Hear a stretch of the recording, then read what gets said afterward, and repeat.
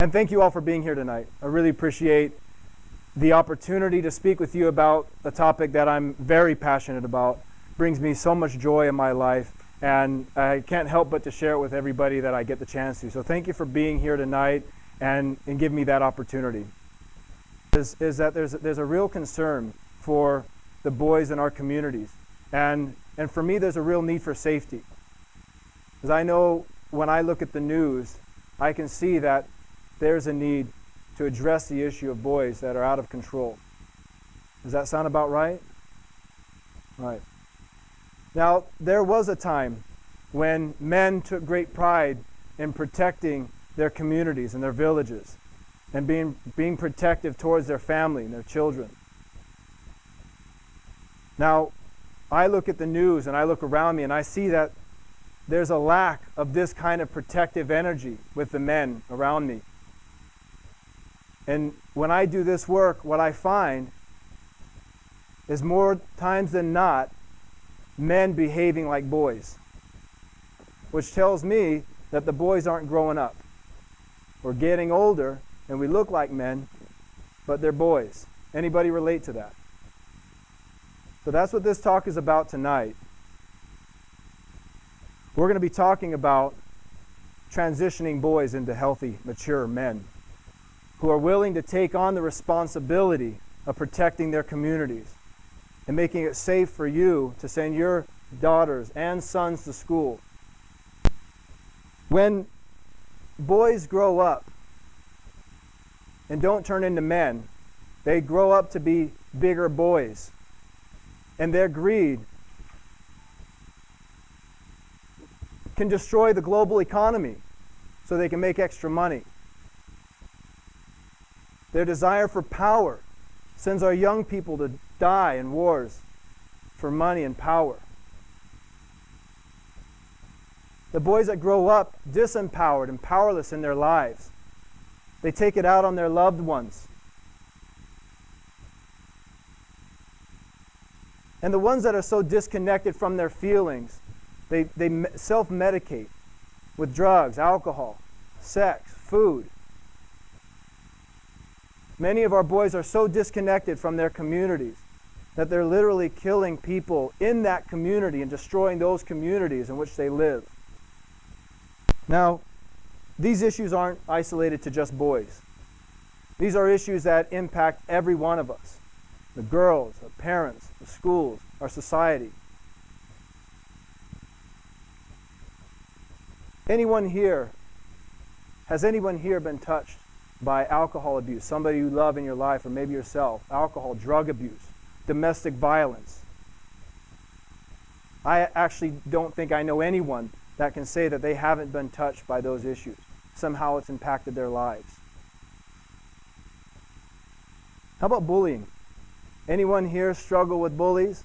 Or have kids that are struggling with that right now? Or maybe have in the past? Well, when I was in high school, I wanted nothing more than to play football. And I'm embarrassed to say it, but I was bullied mercilessly. Every time I walked into the locker room, I had to fight my way in, I had to fight my way out. And I stood my ground. I fought. Found a place and got to play football. Good for me, right?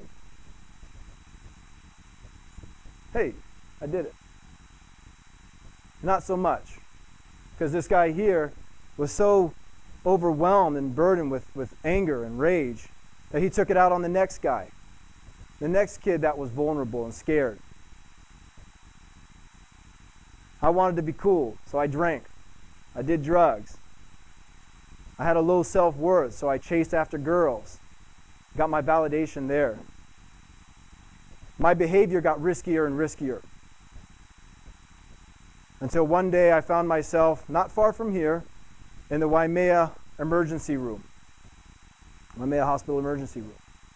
It wasn't the first time, but it was the time where I realized I'd gone too far. I got in a car accident. I almost killed myself and 3 of my good friends. I remember it like it was yesterday. Showing off, driving down the Waikoloa Highway, and I decided I was going to pull off the road and impress these girls. We ended up flipping over in my Jeep. My friends flew out. I slid down the highway. Next thing I know, I'm in the ER and they're scrubbing pebbles out of my body. I was playing it over and over in my head in slow motion. What just happened? What was that? I have a very clear memory of dying in that wreck. Something intervened in my life. The hand of God, guardian angel, call it what you want, but something intervened so that I could live and tell you this tale.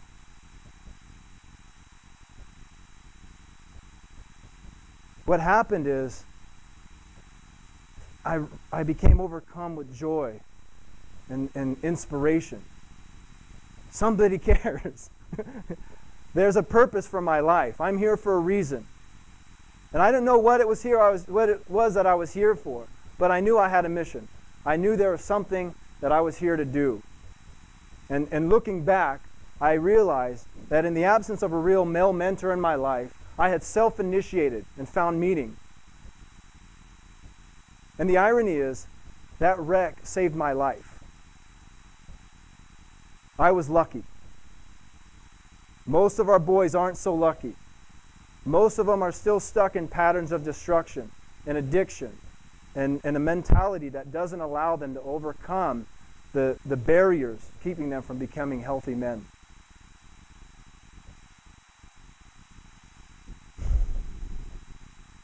So what's going on with our boys? What is it that's keeping our boys from transitioning from boys into healthy, mature, responsible men that will protect our communities?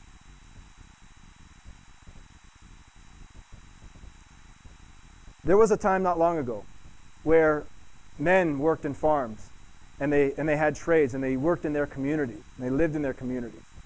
And the boys would come and see men to learn a trade. And in that process of learning a trade and learning how to farm, they would learn how to be men. They would learn how to interact in a community as responsible men in service to that community.